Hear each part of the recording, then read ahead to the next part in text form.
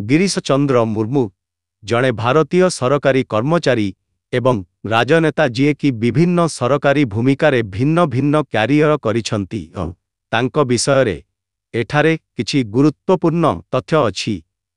एकरे प्राथमिक जीवन एवं शिक्षा कण गिरीश चंद्र मुर्मू नवेम्बर 21, 1959 रे ओडिशार मयूरभंजरे जन्मग्रहण करिथिले।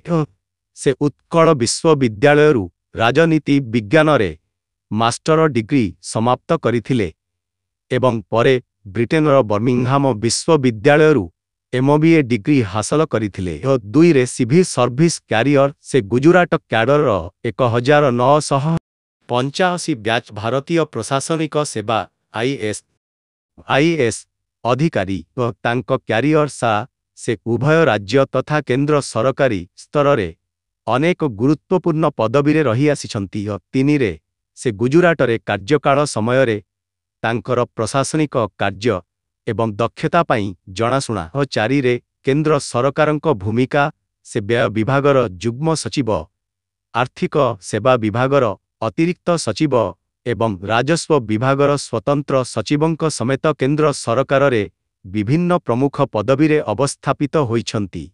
अर्थ मंत्रणालय 5 रे जम्मू काश्मीर लेफ्टनांट गवर्नर अक्टोबर 2019 रे गिरीश चंद्र मुर्मू 370 रद्द हेबा परे एवं राज्य को 2 यूनियन रे विभक्त करिबा परे जम्मू काश्मीर यूनियन टेरिटोरी रो प्रथम लेफ्टनांट गवर्नर भाबरे नियुक्त होइथिले। अंचल गुड़िक 6 रे कंट्रोलर एवं ऑडिटर जनरल ऑफ इंडिया अगस्त 2020 रे राजीव मेहरींक उत्तराधिकारी भाबरे मुर्मू भारतर कंट्रोलर एवं ऑडिटर जनरल CAG भाबरे नियुक्त होइथिले। CAG भाबरे से भारत सरकार एवं राज्य सरकारंक समस्त रसीद एवं व्यय ऑडिट पाई दायी।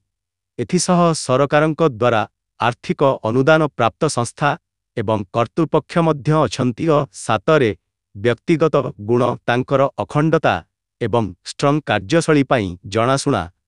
मुर्मू आर्थिक एवं प्रशासनिक विषय गुड़िकर गभीर अंडरस्टैंडिंग सहित एक प्रभावशाली प्रशासक भावरे परिगणित। एही पॉइंट गुड़िक गिरीश चंद्र मुर्मूंक क्यारियर एवं भारत रे जनसेवारे अवदान विषय रे एक समीक्षा प्रदान करिथाए।